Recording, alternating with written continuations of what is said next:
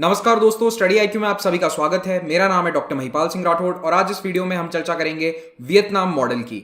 Vietnam उन चुनिंदा देशों में से एक है जिसने कोविड 19 पर काबू पा लिया है। लेकिन खास बात यह है कि एक तो वियतनाम की बहुत ज्यादा चर्चा नहीं है कहीं पर, और दूसरी बात वियतनाम इतना डेवलप नहीं है एज कंपेयर टू न्यूजीलैंड या फिर स्वीडन, जिन देशों की ज्यादा चर्चा हो रही है। तो आखिर वियतनाम ने ये कैसे किया, इसी की कहानी मैं आपको बताऊंगा इस लेक्चर में।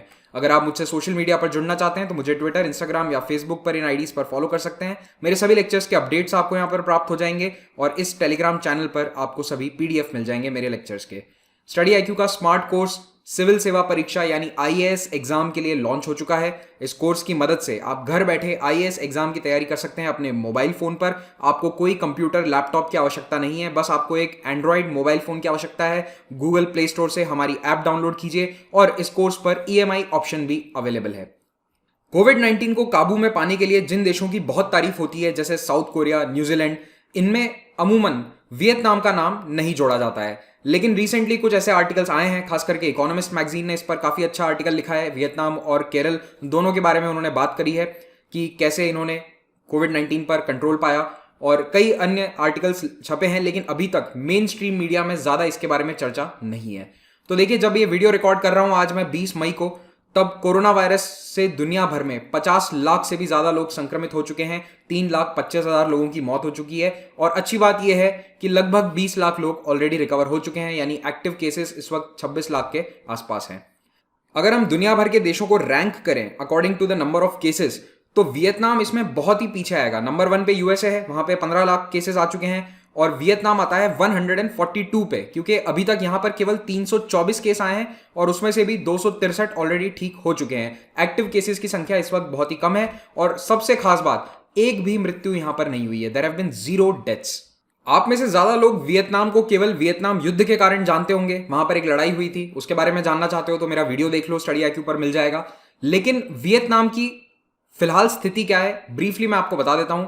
वियतनाम स्थित है दक्षिण पूर्व एशिया में, और इसके उत्तरी बॉर्डर को अगर आप देखेंगे तो चाइना के साथ इसकी एक लंबी बॉर्डर है। यह फैक्ट इसलिए इंपॉर्टेंट है क्योंकि चाइना में ही कोविड 19 पैंडेमिक की शुरुआत हुई थी, और वियतनाम उन शुरुआती देशों में से था जहां पर चाइना के बाहर केसेस देखे गए थे। तो वियतनाम की आबादी इस वक्त लगभग 10 करोड़ के आसपास है। 96-97 मिलियन बताई जाती है, सेंसस अब होगा वहां पर भी। तो ये काफी पॉपुलस कंट्री है, 15th मोस्ट पॉपुलस।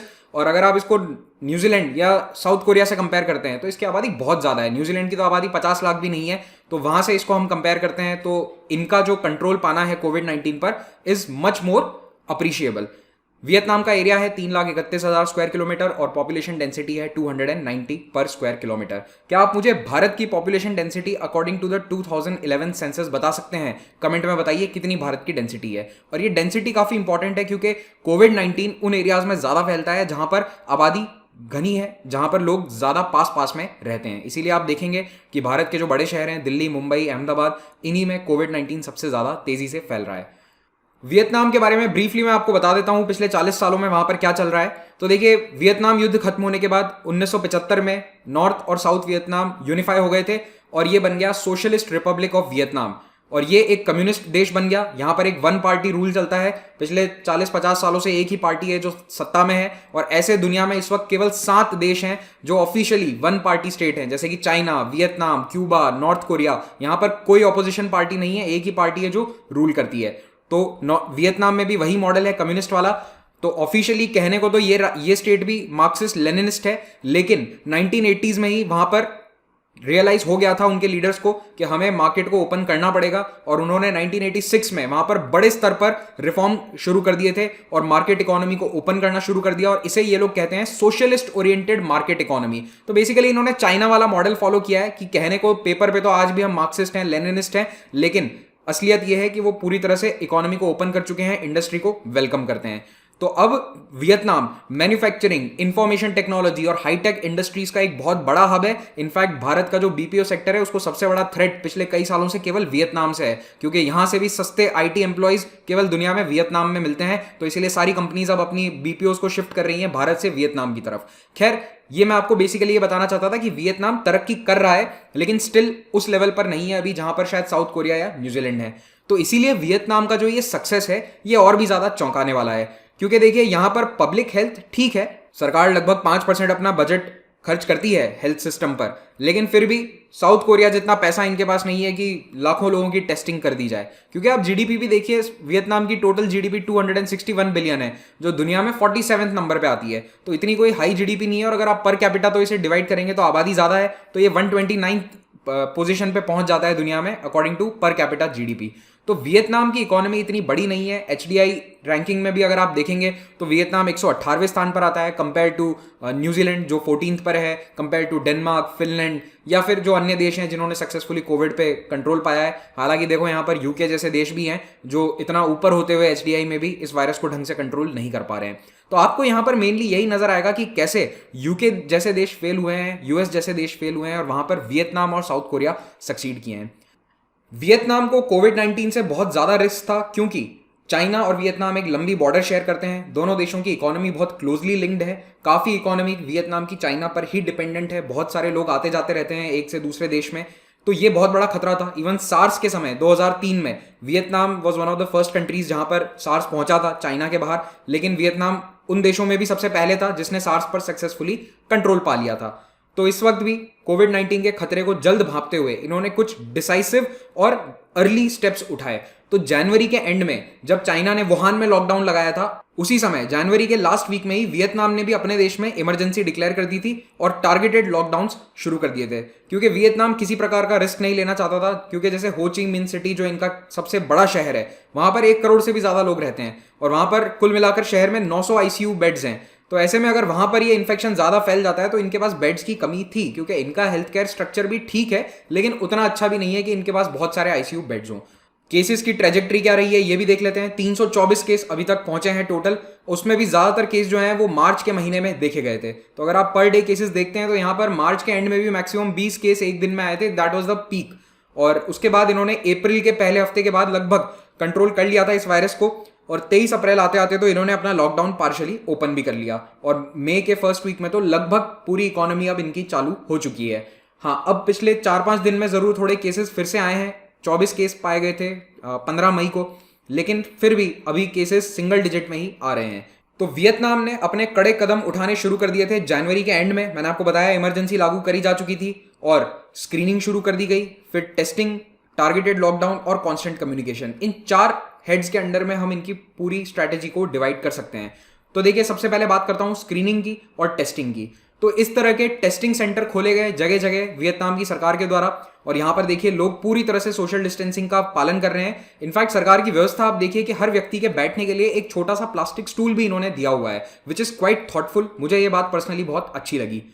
तो वियतनाम ने बहुत ही जल्दी एयरपोर्ट्स पर स्क्रीनिंग शुरू कर दी थी। फरवरी, इनफैक्ट जनवरी लास्ट वीक से ही स्क्रीनिंग चालू थी, और केवल बड़े शहरों में ही नहीं बल्कि देश के हर एयरपोर्ट पर जो भी यात्री आ रहा था उसका कंपलसरीली बॉडी टेम्परेचर चेक किया जा रहा था, और उससे एक फॉर्म भरवाया जा रहा था कि वो कहाँ से आया है, कहाँ जाएगा, कितने लोगों के संपर्क में आए हैं, ये सारी डिटेल्स उनसे लिखवाई गई। और अब तो ये स्क्रीनिंग और ट्रैवल हिस्ट्री हर उस व्यक्ति से पूछी जाती है जो एक शहर से दूसरे शहर भी जाता है। तो ये अभी दुनिया के दूसरे देश नहीं कर रहे हैं, बाहर से आने वाले लोगों के लिए तो किया जा रहा है, लेकिन वियतनाम में अगर आप एक शहर से दूसरे शहर या एक गांव से दूसरे गांव भी जाते हैं तो भी इस तरह के चेक्स और हेल्थ हिस्ट्री डिक्लेरेशन आपको भरना पड़ता है फॉर्म। और जो सरकारी ऑफिसेज हैं या फिर बड़े हॉस्पिटल्स हैं सरकार के, उनमें अगर आपको एंटर भी करना है तो भी इस तरह के ट्रैवल हिस्ट्री फॉर्म्स आपको भरने पड़ते हैं। जो अपनी ट्रैवल हिस्ट्री छुपाता है उसके खिलाफ क्रिमिनल केस किया जा रहा है। वियतनाम की स्ट्रैटेजी का दूसरा एस्पेक्ट है वाइड स्प्रेड टेस्टिंग। तो देखो, इन्होंने टेस्टिंग के लिए पहले तो कॉन्टैक्ट ट्रेसिंग करी। कॉन्टैक्ट ट्रेसिंग में इन्हें फायदा ये रहा कि इन्होंने कॉन्टैक्ट ट्रेसिंग के लिए अपने सर्वेलेंस स्टेट का फायदा उठाया। वियतनाम एक कम्युनिस्ट कंट्री है, वहां पर पार्टी के जासूस हर गली में मिल जाते हैं। उनकी जो आर्मी है उसको भी बुलाया गया कॉन्टैक्ट ट्रेसिंग के लिए मदद करने के लिए, लेकिन इसके बाद कॉन्टैक्ट ट्रेस करने के बाद उन्हें टेस्ट भी करना होता है। अब यहां पर वियतनाम ने दूसरे देशों से आगे छलांग लगा ली, क्योंकि उन्होंने 5 मार्च को ही अपने यहाँ के इंडिजिनस टेस्टिंग किट डेवलप कर लिए थे जो काफी सस्ते थे और इनका रिजल्ट भी तुरंत आ जाता था। तो ये जो टेस्टिंग किट है ये वाइडली इस्तेमाल किए गए, और ये सभी वियतनाम में मैन्युफैक्चर हो रहे थे, तो इन्हें किसी और देश पर, स्पेशली चाइना पर निर्भर होने की आवश्यकता नहीं रही। फिर इनकी जो क्वारंटीन पॉलिसी है वो काफी स्ट्रिक्ट है। तो मिड फरवरी से ही हर उस व्यक्ति को जो बाहर से आ रहा है, चाहे वो वियतनाम का नागरिक हो या फिर कोई विदेशी व्यक्ति हो, अगर बाहर से आ रहे हो तो 14 दिन के लिए कंपलसरी क्वारंटीन में रहना जरूरी है। और चाइना से सभी टूरिस्ट के आने पर उन्होंने फरवरी में ही बैन लगा दिया था। याद रखिए, वियतनाम की इकोनॉमी का एक बहुत बड़ा हिस्सा टूरिज्म पर चलता है और चाइना से सबसे ज्यादा टूरिस्ट आते हैं वियतनाम में। लेकिन इन्होंने अपनी इकोनॉमी की, टूरिज्म इकोनॉमी की परवाह ना करते हुए चाइना से आने वाले सभी टूर ग्रुप्स को फरवरी में रोक दिया था। सरकार ने प्राइवेसी और ह्यूमन राइट्स को दरकिनार करते हुए यहाँ पे जो पॉजिटिव पेशेंट्स हैं उनकी डिटेल्स भी पब्लिसाइज कर दी न्यूज़पेपर्स में या मीडिया में। और ये कहा गया लोगों को कि जो भी इनके संपर्क में आया है कृपया करके खुद आगे आए, अपनी टेस्टिंग करवाए, और अगर संपर्क में आए हैं, पॉजिटिव नहीं भी हैं, तो भी अपने आप को 14 दिन के लिए क्वारंटीन कर दें। और यहाँ पर इन्होंने कॉन्टैक्ट ट्रेसिंग इस स्तर तक करी है कि देखिए फर्स्ट, सेकेंड और थर्ड लेवल तक के कॉन्टैक्ट को ट्रेस किया गया। इसका मतलब ये होता है, सोचो अगर मैं कोविड-19 पॉजिटिव पाया गया तो मेरे घर पर अगर कोई दूध वाला आता है तो that is my first contact, वो फर्स्ट लेवल का कॉन्टैक्ट है। अब उस दूध वाले के घर पे कोई और आता है तो that is his second level contact, और थर्ड लेवल कॉन्टैक्ट होगा कि उस तीसरे व्यक्ति के भी संपर्क में जो लोग आए हैं उनको ट्रेस किया जाए। तो यहां पर थर्ड लेवल तक ट्रेसिंग करी गई और लोगों को क्वारंटीन किया गया कई केसेस में। और वियतनाम में ये क्वारंटीन मैंडेटरी था, यानी कि सरकार के द्वारा जरूरी कर दिया गया था। तो चाहे आपके अंदर लक्षण हो या ना हो, अगर आप किसी पॉजिटिव व्यक्ति के संपर्क में आए हैं तो आपको कंपल्सरीली 14 दिन के लिए क्वारंटीन में जाना जरूरी है।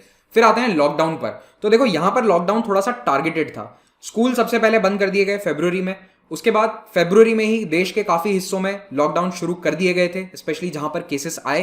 तो जैसे जिस गांव में या जिस शहर में केस आया वहां पर तुरंत लॉकडाउन कर दिया गया। मार्च आते आते उन्होंने लगभग पूरे देश में लॉकडाउन कर दिया था। और इस लॉकडाउन में खास बात यह थी कि एक शहर से दूसरे शहर भी जाना अलाउड नहीं था, एटलीस्ट मार्च महीने में नहीं था। हाँ, अप्रैल के अंदर उन्होंने लॉकडाउन में रिस्ट्रिक्शंस थोड़े से कम किए और 23 अप्रैल को पार्शियली लॉकडाउन खोल दिया गया था, ज्यादातर फैक्ट्रीज ओपन कर दी गई थी और 4 मई को तो स्कूल्स भी शुरू हो चुके हैं। वियतनाम साउथ ईस्ट एशिया का पहला देश है जहां पर स्कूल्स रीओपन हो चुके हैं अपार्ट फ्रॉम चाइना। और इकोनॉमी अब इतनी तेजी से प्रगति कर रही है कि वियतनाम पीपीई और मास्क एक्सपोर्ट कर रहा है। इनफैक्ट आप मानोगे नहीं, ऑस्ट्रेलिया जैसे देश को वियतनाम ने मास्क डोनेट किए थे, बेचे नहीं है, डोनेट किए हैं। लोगों का शौक सोचो आप कि 40 साल पहले तक जिस देश की इकोनॉमी पूरी तरह से तबाह थी वहां से अब मास्क आ रहे हैं, ऑस्ट्रेलिया में डोनेट किए जा रहे हैं। तो it was quite surprising for many developed countries. लेकिन अब रिस्ट्रिक्शंस हटाने के बाद भी यहां पर कोई चांस नहीं ले रही है सरकार। स्कूल ओपन कर दिए गए हैं लेकिन कंपलसरीली सोशल डिस्टेंसिंग के नॉर्म्स को फॉलो करना है। मास्क पहनना पब्लिक में कंपलसरी है। इसका कल्चर खैर साउथ ईस्ट एशिया में लगभग सभी देशों में पहले से था। अब इस पूरे स्ट्रिक्ट, अर्ली और डिसाइसिव लॉकडाउन और टारगेटेड टेस्टिंग का फायदा यह होगा कि वियतनाम की इकोनॉमी दूसरे देशों के बजाय कम सफर करेगी। आईएमएफ ने अभी रिसेंटली ये बताया था कि वियतनाम की भी जो ग्रोथ रेट है थोड़ी सी कम तो होगी। यहां पर लगभग 7% ग्रोथ रेट से ये लोग ग्रो कर रहे हैं पिछले 30 सालों से, अब ये 2.7 पर आ जाएगी।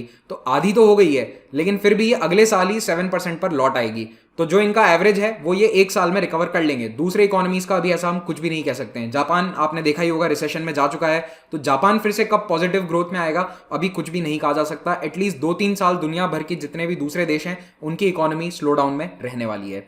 अब बात करता हूं वियतनाम सरकार के कोरोना वायरस फाइट के आखिरी एस्पेक्ट के बारे में। वियतनाम की गवर्नमेंट ने शुरुआत से ही, फरवरी से ही ये टारगेट बना लिया कि कम्युनिकेशन बहुत ही इफेक्टिव होना चाहिए। तो वियतनाम के चाहे प्रधानमंत्री हो, चाहे उनके वेरियस स्टेट्स के जो चीफ मिनिस्टर्स हैं, वो सभी जनता को अपनी आवाज में या फिर अपनी तरफ से मैसेजेस भेजते थे मोबाइल फोन्स पर, टेक्स्ट मैसेजेस, ठीक है, टेक्स्ट मैसेजेस भेजे जाते थे। साथ ही साथ टीवी पर एड्स थे। उसके अलावा जितने भी अखबार हैं वहां पर डेली हेल्थ ऑफिशियल्स के द्वारा आर्टिकल्स लिखे जाते थे। सरकार ने पब्लिक हेल्थ ऑफिशियल्स को पॉजिटिवली एंगेज भी किया, उनके द्वारा सुझाए गए जितने भी डिसीजंस थे उनको इंप्लीमेंट किया और उन्हीं को आर्टिकल्स लिखने को बोला अखबारों में। और जितने भी ऑनलाइन मीडिया चैनल्स हैं वहां पर भी वो लिखते थे, सरकार के नियमों के बारे में जानकारी देते थे, उसके पीछे लॉजिक क्या है, रैशनल क्या है, ये सभी बताया जाता था। गवर्नमेंट ने कुछ एनिमेटेड कार्टून्स भी बनवाए। वियतनाम ऐसा करने वाला पहला देश था जिसने बहुत ही पॉजिटिव और सिंपल भाषा में कार्टून्स को बनवाया। इनमें पॉपुलर गानों को इस्तेमाल किया गया जो हर बच्चे की जबान पर थे वहां पर। तो जैसे जेलस कोरोना वायरस नाम का कुछ गाना था, तो इस तरह के वीडियो बनाने से ये लोगों के बीच में आसानी से कम्युनिकेशन गया कि हमें क्या करना है, मास्क पहनना है, किस तरह से सोशल डिस्टेंसिंग को फॉलो करना है। कोरोना वायरस एक नॉर्मल फ्लू नहीं है, क्योंकि कई लोग इसको ऐसे ही प्रचारित कर रहे थे। जैसे डोनाल्ड ट्रंप भी शुरू में यही कहते थे it's just like the flu, लेकिन ऐसा नहीं है। फ्लू में, नॉर्मल फ्लू में इतनी मौतें नहीं होती है, यहां पर मोर्टेलिटी रेट काफी हाई है।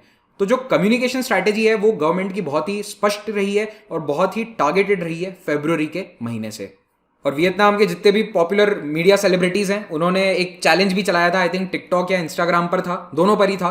वायरल चैलेंज था जिसके अंदर वो सोशल डिस्टेंसिंग बताते थे। जैसे भारत में भी आपने देखा होगा कई सेलिब्रिटीज ने हैंड वॉशिंग का एक वो वीडियो शेयर किया था सबने, लेकिन वहां पर उससे भी बढ़कर सोशल डिस्टेंसिंग के बारे में और गानों के ऊपर कई तरह के वायरल चैलेंजेस चलाए गए थे जो मार्च महीने से ही वहां पर चल रहे हैं। लेकिन इस पूरी कोविड-19 की जंग में वियतनाम का एक ऐसा पहलू है जो शायद वियतनाम सरकार दुनिया के सामने ज्यादा बताना नहीं चाहती है। चाइना की तरह यहां पर भी कम्युनिस्ट पार्टी जो है वहां की, उसका हर कम्युनिटी में, हर बिल्डिंग में एक आदमी रहता है और उनका नेटवर्क इतना जबरदस्त है कि ये अपने इन पार्टी जासूसों का इस्तेमाल इस सर्वेलेंस के लिए करने लगे कोरोना वायरस से रिलेटेड। आमतौर पर वो सर्वेलेंस होता है कि पार्टी के खिलाफ कोई कुछ बोले ना, लेकिन इन्हीं जासूसों को अब लगा दिया गया कोविड-19 पेशेंट्स को ट्रेस करने में या कॉन्टैक्ट्स को ट्रेस करने में। और जो लोग पॉजिटिव पाए गए थे उनके नाम पब्लिसाइज किए गए, ये भी कहीं ना कहीं गलत था क्योंकि उनको ऑनलाइन बहुत ट्रोल किया गया, ऑस्ट्रेसाइज किया गया। जैसे कि एक वियतनामीज महिला थी जो विदेश से कहीं से आई थी अपने बच्चे के साथ, तो जब वो आई और वो पॉजिटिव पाई गई बाद में, तो उसको लोगों ने बहुत बुरा भला कहा, उसको, उसके बच्चे को। तो ये चीज गलत है। इससे ऑनलाइन ट्रोलिंग या फिर पब्लिक ह्यूमिलेशन बढ़ गया उन लोगों का जिनके नाम पब्लिसाइज किए गए थे। तो ये जरूर एक सर्वेलेंस स्टेट है, ह्यूमन राइट्स का डेफिनेटली यहां पर कुछ हनन हुआ था, लेकिन क्योंकि वियतनाम एक वन पार्टी स्टेट है तो इन सब बातों को उठाने वाला कोई ऑपोजिशन वहां पर मौजूद नहीं है। Thank you very much for watching this, have a great day.